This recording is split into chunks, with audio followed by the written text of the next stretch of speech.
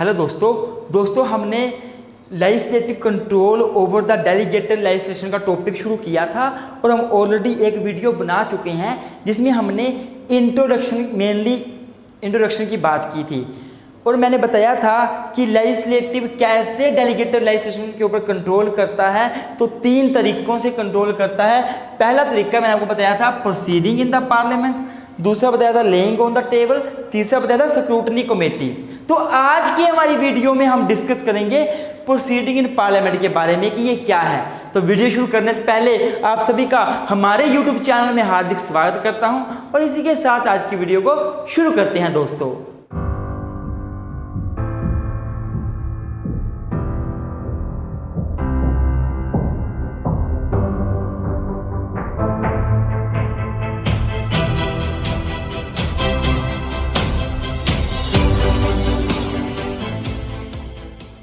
हाँ जी दोस्तों अगर मैं बात करूं प्रोसीडिंग इन पार्लियामेंट, इसका मतलब क्या है। देखो आपको पता है कि जो डेलीगेटेड लेजिस्लेशन है इसका मतलब होता है कि जब लॉ मेकिंग अथॉरिटी अर्थात लेजिस्लेटिव ऑर्गन जो गवर्नमेंट का है वो अपनी पावर एडमिनिस्ट्रेटिव अथॉरिटी को दे देता है लॉ बनाने की, इसको कहा जाता है डेलीगेटेड लेजिस्लेशन। तो जो लेजिस्लेटिव ऑर्गन है इसकी ड्यूटी भी बनती है कि वो इसके ऊपर चेक बनाए, इसको रेगुलेट करे, कहीं जो एडमिनिस्ट्रेटिव अथॉरिटीज़ है वो पावर का मिसयूज तो नहीं कर रही, गलत तरीके से लॉ तो नहीं बना रही, अनकॉन्स्टिट्यूशनल तरीके से काम तो नहीं कर रही। ये चेक करता है लेजिस्लेटिव ऑर्गन, इसके ऊपर चेक बनाता है, रेगुलेट करता है। तो पहला तरीका प्रोसीडिंग इन पार्लियामेंट है। प्रोसीडिंग इन पार्लियामेंट का मतलब क्या हुआ। देखो पार्लियामेंट के 2 हाउस होते हैं, एक राज्यसभा एक लोकसभा। राज्यसभा को अपर हाउस कहा जाता है, लोकसभा को निम्न हाउस कहा जाता है, लोअर हाउस कहा जाता है। बोलने का मतलब ये है कि जब भी लेजिस्लेटिव ऑर्गन मतलब पार्लियामेंट, स्टेट लेजिस्लेचर, इन्होंने अपनी पावर को अगर एग्जीक्यूटिव अथॉरिटी को देना हो लॉ बनाने की, तो ऐसा नहीं है ये मुंह से बोल के दे देंगे। ऐसा नहीं होता कि इन्होंने मुंह से बोला कि तू लॉ बना ले, ऐसा नहीं होगा। इनको प्रॉपर एक प्रोसीजर फॉलो करना पड़ता है, एक एक्ट बनाना पड़ता है, एक लॉ बनाना पड़ता है, जिस एक्ट को कहा जाता है पेरेंट एक्ट, मेन एक्ट। एक पेरेंट एक्ट बनाना पड़ता है, उस एक्ट के जरिए ही जो लेजिस्लेटिव ऑर्गन है वो अपनी लॉ मेकिंग पावर जो है डेलीगेटेड लेजिस्लेशन अर्थात एडमिनिस्ट्रेटिव अथॉरिटीज को दे देता है। और जिसके बाद ही जो एडमिनिस्ट्रेटिव अथॉरिटीज़ हैं या फिर एग्जीक्यूटिव अथॉरिटीज़ हैं लॉ बना सकती हैं, ऐसे लॉ नहीं बना सकती। तो होता क्या है कि जब भी कोई लॉ बनता है तो सबसे पहले एक हाउस, चाहे वो राज्यसभा हो चाहे वो लोकसभा हो, उसमें बिल पास होगा, फिर दूसरा हाउस उस बिल को पास करेगा, फिर वो प्रेसिडेंट के पास जाएगा, साइन होंगे और वो जो बिल है वो एक्ट बन जाएगा। तो सबसे पहले क्या होता है कि चाहे राज्यसभा हो चाहे लोकसभा हो, किसी भी हाउस ने बिल पास किया है तो उस बिल में लिखा होना चाहिए कि जो आप बिल पास कर रहे हो, जिसके जरिए आप एडमिनिस्ट्रेटिव अथॉरिटीज़ को या फिर एग्जीक्यूटिव अथॉरिटीज़ को लॉ बनाने की पावर दे रहे हो, डेलीगेट कर रहे हो, तो जो पावर आप दे रहे हो वो किस प्रकार की है, पावर का नेचर क्या है, क्या वो एक्सेप्शनल कैरेक्टर की है या नॉर्मल कैरेक्टर की है।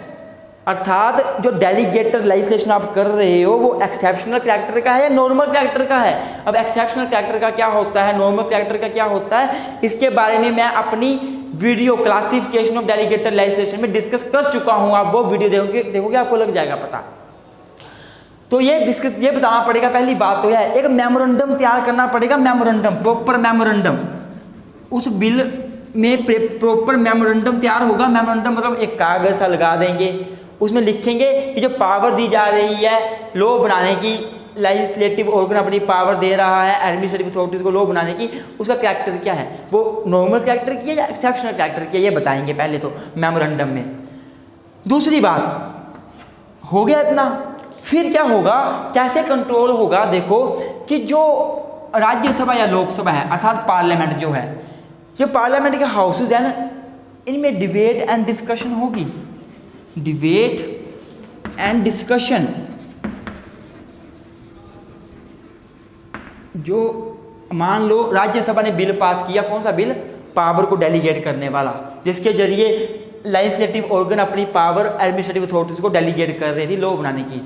तो पार्लियामेंट में अर्थात राज्यसभा के मेंबर, लोकसभा के मेंबर उस बिल के ऊपर डिबेट करेंगे, डिस्कशन करेंगे, बातचीत करेंगे कि क्या ये पावर सही है, क्या ये पावर जो हम लोग डेलीगेट कर रहे हैं ये सही है, क्या डेलीगेट करना बनता था। और जो पावर हम डेलीगेट कर रहे हैं, जो लेजिस्लेटिव ऑर्गन एडमिनिस्ट्रेटिव अथॉरिटीज को पावर डेलीगेट कर रहा है लॉ बनाने की, कहीं वो नेसेसरी पावर या इसेंशियल फंक्शन तो नहीं डेलीगेट कर रहा। इसेंशियल फंक्शन कभी भी डेलीगेट नहीं किए जा सकते।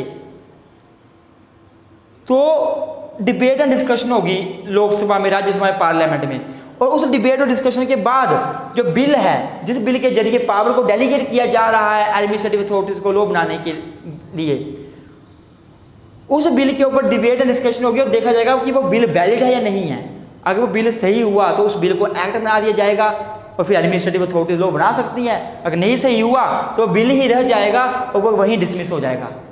अर्थात पार्लियामेंट कैसे कंट्रोल कर रही है डेलीगेटेड लेजिस्लेशन के ऊपर, वो प्रोसीडिंग इन पार्लियामेंट के जरिए कर रही है। जब भी लॉ बनाने वाली अथॉरिटी अपनी लॉ मेकिंग पावर दूसरे ऑर्गन को डेलीगेट करती है तो पार्लियामेंट जो है वो डिबेट एंड डिस्कशन करती है कि जो पावर दी जा रही है वो सही है वो गलत है। कहीं एब्सोल्यूट पावर तो नहीं दी जा रही, कहीं ऐसा तो नहीं हो रहा कि जो पावर नहीं देनी चाहिए वो भी दे दी जा रही है। अगर ऐसा है तो वो बिल बनेगा, वो एक्ट कभी नहीं बनेगा, वो बिल डिसमिस हो जाएगा और होगा क्या, फिर एडमिनिस्ट्रेटिव अथॉरिटीज लॉ ही नहीं बना सकती। तो एडमिनिस्ट्रेटिव अथॉरिटीज के ऊपर चेक बन गया ना। पर एक बात आपको समझ आ रही होगी कि जो प्रोसीडिंग इन पार्लियामेंट होती है इसमें क्या होता है ना कि इसमें फिलहाल चेक किया जा रहा है कि जो लॉ मेकिंग पावर डेलीगेट की जा रही है वो सही है या गलत है। अर्थात एडमिनिस्ट्रेटिव अथॉरिटीज ने कोई लॉ नहीं बनाया अब तक, एडमिनिस्ट्रेटिव अथॉरिटीज ने लॉ नहीं बनाया अब तक। लॉ बनाने से पहले जो चेक बनाया जाता है उसकी बात प्रोसीडिंग इन पार्लियामेंट में की जाती है कि अगर जो लॉ मेकिंग पावर दी जा रही है वो सही है गलत है। अगर सही है तो वो बिल एक्ट बन जाएगा और एडमिनिस्ट्रेटिव अथॉरिटी लॉ बना सकती है, अगर सही नहीं है तो वो डिसमिस हो जाएगा, एडमिनिस्ट्रेटिव अथॉरिटी लॉ ही नहीं बना सकती। अर्थात लॉ बनाने से पहले का जो प्रोसीजर है वो प्रोसीडिंग इन पार्लियामेंट में बताया जा रहा है। तो डिबेट एंड डिस्कशन होगी। दूसरा, asking question and giving notice, ये भी होगा। Asking question and giving notice, giving notice and notice, notice मतलब बोलने के क्या है कि प्रोसीडिंग इन पार्लियामेंट के जरिए जो है डेलीगेटेड लेजिस्लेशन के ऊपर कंट्रोल बनाया जाएगा। होगा क्या कि मान लो राज्यसभा या लोकसभा किसी एक हाउस ने बिल पास कर दिया जिस बिल के जरिए पावर को डेलीगेट किया जा रहा है, लॉ बनाने की पावर को डेलीगेट किया जा रहा है एग्जीक्यूटिव अथॉरिटी को। तो उस बिल में मान लो राज्यसभा में बिल पास हुआ है तो लोकसभा के मेंबर जो है वो क्वेश्चन करेंगे राज्यसभा के मेंबर से जो बिल पास कर रहे हैं कि आप क्यों कर रहे हो, क्या रीज़न है, जो भी क्वेश्चन कर सकते हैं और क्वेश्चन पूछेंगे। और अगर वो उनके आंसर से सेटिस्फाई नहीं हुए, जिनसे क्वेश्चन पूछे जा रहे हैं कि आप कैसे कर रहे हो, क्यों कर रहे हो, आप कौन कौन से फंक्शन डेलीगेट कर रहे हो, कौन कौन सी पावर डेलीगेट कर रहे हो, क्या करना जरूरी है या नहीं करना जरूरी है, कुछ भी है क्वेश्चन करेंगे। और अगर मेंबर जो है वो उनके आंसर से जो बिल को लेके आए थे उनसे सेटिस्फाई नहीं हुए आंसर से, तो जो मेंबर है ना वो नोटिस दे देंगे। फिर उनको नोटिस किसका देंगे, डिस्कशन का, डिबेट का, कि हम तो डिबेट करेंगे, अब डिस्कशन करेंगे, उसके बाद ही बिल पास होगा। और डिबेट एंड डिस्कशन में अगर बात नहीं बनी तो बिल रहेगा, वो एक्ट नहीं बनेगा, पास नहीं होने देंगे हम। तो होगा क्या, आस्किंग क्वेश्चन, क्वेश्चन पूछा जाएगा और गिविंग नोटिस, नोटिस दे दिया जाएगा। आई होप आपको समझ आ रहा होगा। तो जो नोटिस दिया जाता है ना वो दिया जाता है रूल 59 के अंडर। रूल 59 है, मैं बताता हूँ आपको, rule 59 of the procedure and conduct of business in Lok Sabha. Rule 59 of procedure and conduct of business of in Lok Sabha, इसका जो रूल 59 है उसके अंदर नोटिस दिया जाता है।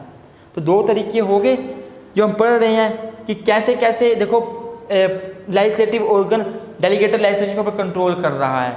पर जो भी ये कंट्रोल हो रहा है ना, ये एक्चुअल पावर देने से पहले की बातें हो रही है प्रोसीडिंग इन पार्लियामेंट में। अब तक पावर दी नहीं है, पावर तो गई नहीं है ना, तो एडमिनिस्ट्रेटिव अथॉरिटी ने लॉ बनाया है, क्योंकि अब तक वो बिल है, बिल के ऊपर डिबेट डिस्कशन हो रही है, बिल के ऊपर ही नोटिस दिया जा रहा है, बातचीत हो रही है। अगर बिल एक्ट बन गया तब जाके फिर लॉ बनाएंगे, उसके बाद अलग चीज़ है, वो हम आगे पढ़ेंगे, हम लेइंग ऑन टेबल्स भी पढ़ेंगे, उसमें आपको समझ आ जाएगा। तो ये सारी बातें पहले की हैं प्रोसीडिंग इन पार्लियामेंट में। जो तीसरा मेन तरीका है वो है डायरेक्शन बाय स्पीकर।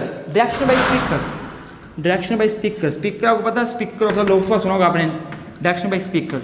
देखो इवन स्पीकर जो है उसको भी पावर है कि अगर कोई भी बिल आता है, लोकसभा या राज्यसभा कोई बिल पेश करता है, चाहे लोकसभा करे चाहे राज्यसभा करे अपने सदन में, क्यों, जिस बिल के जरिए जो है ना पावर को डेलीगेट किया जा रहा हो एडमिनिस्ट्रेटिव अथॉरिटीज़ को कि आप लॉ बनाओ, उनको लॉ मेकिंग पावर दी जा रही हो, तो जो स्पीकर है वो भी पूछ सकता है कि क्यों बना ये बिल, क्या रीज़न है। और इवन स्पीकर जो है वो बिल के प्रोविज़न को पढ़ेगा और उस बिल को एक स्पेशल कमेटी को सेंड कर सकता है कि आप इस बिल को देखो, कोई इसमें त्रुटि तो नहीं है, कोई कमी तो नहीं है, कहीं एसेंशियल फंक्शन तो नहीं डेलीगेट किए जा रहे, कहीं एब्सोल्यूट पावर तो नहीं दी जा रही है एग्जीक्यूटिव ऑर्गन को कि एग्जीक्यूटिव ऑर्गन फिर एब्सोल्यूटली पावर को यूज़ करते हुए लॉ बनाए और लोगों के राइट का हनन करे। तो जो है स्पीकर भी चेक बनाएगा। तो मतलब मेरा बोलने का ये है कि प्रोसीडिंग इन पार्लियामेंट में जो है, जो भी होता है ना, वो एक्चुअल एडमिनिस्ट्रेटिव अथॉरिटीज़ के लॉ बनाने से पहले का प्रोसेस है। एडमिनिस्ट्रेटिव अथॉरिटीज़ ने लॉ नहीं बनाया अभी तक, बल्कि जो एक्ट दिया जा रहा है, पास किया जा रहा है, जिसकी हेल्प से एडमिनिस्ट्रेटिव अथॉरिटीज लॉ बनाएगी, उस एक्ट को चेक किया जा रहा है, उस बिल को चेक किया जा रहा है कि बिल सही है गलत है। कहीं बिल जो है वो एब्सोल्यूट पावर तो नहीं दे रहा एडमिनिस्ट्रेटिव अथॉरिटीज को, कहीं बिल जो है वो एसेंशियल फंक्शन तो नहीं बिल के जरिए दिए जा रहे हैं एडमिनिस्ट्रेटिव अथॉरिटीज को लॉ बनाने वाले, एसेंशियल फंक्शन नहीं दिए जा सकते। एक बहुत फेमस केस है, आपको बता दूं, दिल्ली लॉज केस है। इस केस में कोर्ट ने कहा था डेली लॉज केस ये डेलीगेटेड लेजिस्लेशन से ही डील करता है, लैंडमार्क केस है ये डेलीगेटेड लेजिस्लेशन का। इसमें साफ साफ कहा सुप्रीम कोर्ट ने कि जो लेजिस्लेटिव ऑर्गन है वो अपने इसेंशियल फंक्शन या लॉ बनाने के उसको कभी डेलीगेट नहीं कर सकता, बात खत्म। तो वही तो है प्रोसीडिंग इन पार्लियामेंट में, वही तो चेक करेंगे, डिबेट डिस्कशन होगी, बातचीत होगी, क्वेश्चन पूछे जाएंगे, नोटिस निकाले जाएंगे, तो उसमें देखा जाएगा कि जो एक्ट है वो सही है या गलत है, जो पावर दी जा रही है एक्ट के थ्रू से। मैंने आपको पहले ही बताया कि बोल कर नहीं पावर दी जाती है कि राज्यसभा लोकसभा मेंबर ने बोल दिया कि जाओ जी एग्जीक्यूटिव अथॉरिटीज आप लॉ बना दो हमारे बिहाफ पे, नहीं, प्रॉपर एक्ट बनाना पड़ेगा, बिल पास होगा, दूसरा हाउस पास करेगा, लॉ बनेगा, प्रेसिडेंट साइन करेगा, एक्ट बनेगा, उसको बोलेंगे पेरेंट एक्ट। उस एक्ट के जरिए ही पावर दी जाएगी गवर्नमेंट को, एग्जीक्यूटिव अथॉरिटीज को कि आप लॉ बनाओ जी, अब तभी वो लॉ बना सकती है, वरना नहीं बना सकती। जैसे कि इन्वायरमेंटल प्रोटेक्शन एक्ट पास हुआ, उसके अंदर पावर दी गई है एडमिनिस्ट्रेटिव अथॉरिटी को लॉ बनाने की। इनकम टैक्स एक्ट पास हुआ, उसके अंदर एडमिनिस्ट्रेटिव अथॉरिटी को पावर दी गई है। तो एक एक्ट बनता है उसको बोलते हैं पेरेंट एक्ट। तो उसी एक्ट को मद्देनजर रखते हुए ही जो अपना एडमिनिस्ट्रेटिव ऑर्गन है वो लॉ बना सकता है, वरना उसको वायलेट करके नहीं बना सकता, उसके वायलेशन में नहीं बना सकता। अब अगर मेन एक्ट ही गलत है, मेन एक्ट ही अनकॉन्स्टिट्यूशनल है, पेरेंट एक्ट ने एब्सोल्यूट पावर दे दी एडमिनिस्ट्रेटिव अथॉरिटीज को, तो पहले ही गलत बात होगी। तो पेरेंट एक्ट जो है या फिर जो लेजिस्लेटिव ऑर्गन है, राज्यसभा लोकसभा के मेंबर हैं, जो भी ये है पार्लियामेंट है, वो एब्सोल्यूट पावर ना दे, एसेंशियल फंक्शन ना कहीं ट्रांसफर कर दे, ना दे एडमिनिस्ट्रेटिव अथॉरिटीज को। ये देखने के लिए प्रोसीडिंग इन पार्लियामेंट में पूरा कुछ होता है। आई होप आपको वीडियो अच्छी लगी हो। वीडियो अच्छी लगी लाइक जरूर करें, चैनल को सब्सक्राइब करें। कोई क्वेश्चन है मन में तो आप कमेंट बॉक्स में कमेंट कर सकते हैं, हम आपके क्वेश्चन का आंसर जरूर देंगे। Thank you so much.